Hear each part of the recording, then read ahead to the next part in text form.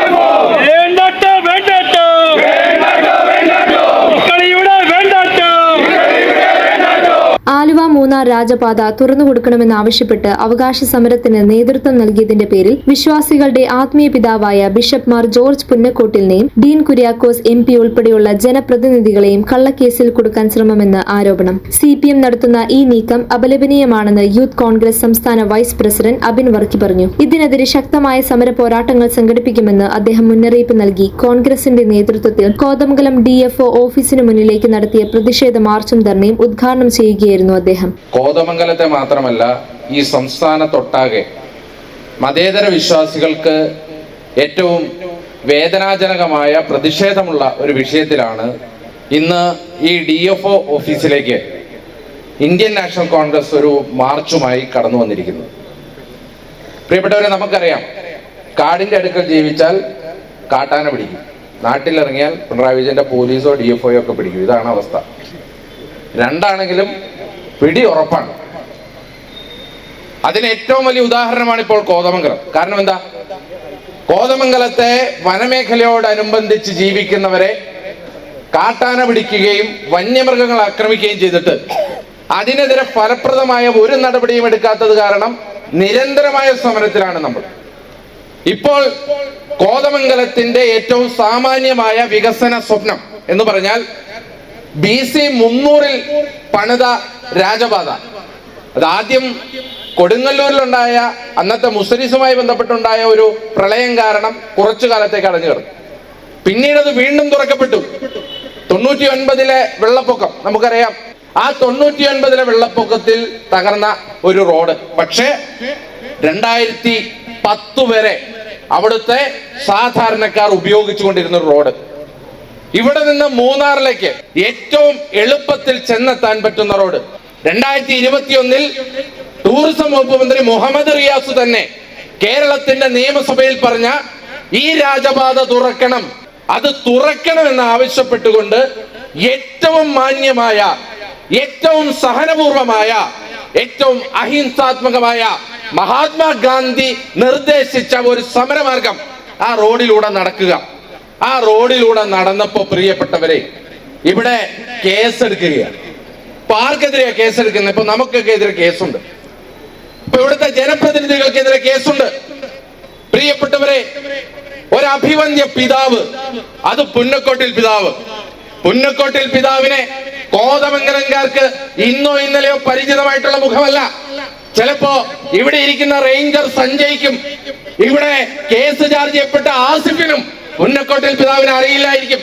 പക്ഷേ കോതമംഗലത്തെ ജനതയ്ക്ക് വർഷങ്ങളായി ചരിത്രപരമായ ഒട്ടേറെ സേവനങ്ങൾ ചെയ്ത ഒരു മഹത് വ്യക്തിയാണ് അഭിവന്ദ്യ പുന്നക്കോട്ടിൽ പിതാവ് എന്നുള്ളത് ഈ കോതമംഗലം ജനതയ്ക്കറിയാം.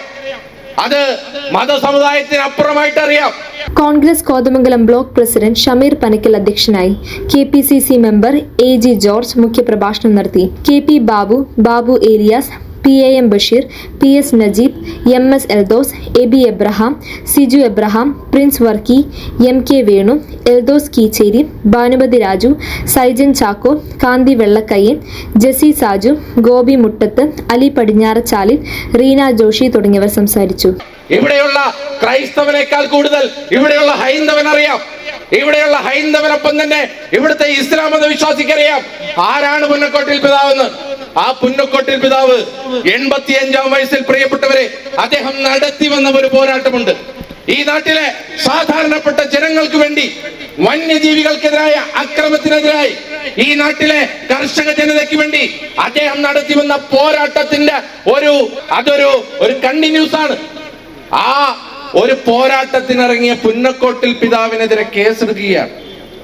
ആ സമരത്തിലുണ്ടായിരുന്നല്ലോ കോതമംഗലത്തിന്റെ MLA ആന്റണി ജോൺ. എടോ ആന്റണി, ഉളുപ്പും നാണവും എന്നുള്ളത് നിന്റെയൊക്കെ ദേഹത്തിന്റെ 7 അയൽപക്കത്ത് പോയിട്ടുണ്ടോ? ഈ പുന്നക്കോട്ടിൽ പിതാവിന്റെ കാലിൽ പിടിച്ച് നക്കിക്കൊണ്ട് വോട്ട് തരണം, സഹായിക്കണം എന്ന് പോയി പറഞ്ഞത് മറന്നുപോയോ ആന്റണി? നീ മറന്നുപോയോ? അരമന കയറി ഇറങ്ങി നിരങ്ങിയത് നീ മറന്നുപോയോ? ആ പുന്നക്കോട്ടിൽ പിതാവിനെതിരെ കേസെടുത്തിരിക്കുകയാണ്. പ്രിയപ്പെട്ടവരെ, ആലോചിക്ക്. ഒരു കേസ് ഇപ്പൊ കഴിഞ്ഞ ദിവസം കളമശ്ശേരി പോളിടെക്നിക് കോളേജിൽ കഞ്ചാവ് വെച്ച SFI-കാരൻ 1 കിലോ കഞ്ചാവ് ഉണ്ടായിരുന്നത് മുറിയിൽ നിന്ന് പോലീസ് സ്റ്റേഷനിൽ ചെന്നപ്പോൾ 9 ഗ്രാമായി മാറി. കഴിഞ്ഞ ദിവസം ഒരു MLA-യുടെ മകനെ കഞ്ചാവ് കേസിൽ പിടികൂടുമ്പോ ആ പിടികൂടിയ ഉദ്യോഗസ്ഥൻ സ്ഥലം മാറ്റപ്പെടുന്നു. ആ മകൻ അവനെ ഒരാഴ്ച കഴിഞ്ഞപ്പോ ആ കേസിൽ നിന്ന് വിടുവിക്കുന്നു. ഇത് ഏതെങ്കിലും അന്യായം ചെയ്യണമെന്നല്ലല്ലോ പറയുന്നേ. കഞ്ചാവ് കടത്തിയ SFI-കാരനെ രക്ഷപ്പെടുത്തും പോലെയല്ലല്ലോ, കഞ്ചാവ് കടത്തിയ MLA-യുടെ മകനെ രക്ഷപ്പെടുത്തും പോലെയല്ലല്ലോ. ഈ നാട്ടിൽ ഒട്ടേറെ രാഷ്ട്രീയ കൊലപാതകങ്ങൾ ചെയ്ത ഒരു കൊടും ക്രിമിനലുകളെ രക്ഷപ്പെടുത്തും പോലെയല്ലല്ലോ മാർ പുന്നക്കോട്ടിൽ പിതാവിനെതിരെ എടുത്ത കേസ്. ആ കേസ് വേണ്ടെന്ന് വെക്കാൻ ഈ നാട്ടിലെ സർക്കാരിന് എത്ര സമയം വേണമായിരുന്നു എന്നുള്ളതാണ് കോൺഗ്രസിന് ചോദിക്കുവാനുള്ളത്. പ്രിയപ്പെട്ടവരെ, ജെയ്മോൻ ജോസ്, അനൂപ് ഇട്ടൻ, വിൽസൺ പിണ്ടിമന, ജോബി കവളങ്ങാട്, കാസിം KE, ജോഷി പൊട്ടയ്ക്കൽ, അബ്ബാസ് KM, ഗുണവതി ശിവദാസ്, അനിൽ രാമൻ നായർ തുടങ്ങിയവർ മാർച്ചിന് നേതൃത്വം നൽകി. News desk media 60, Kothamangalam.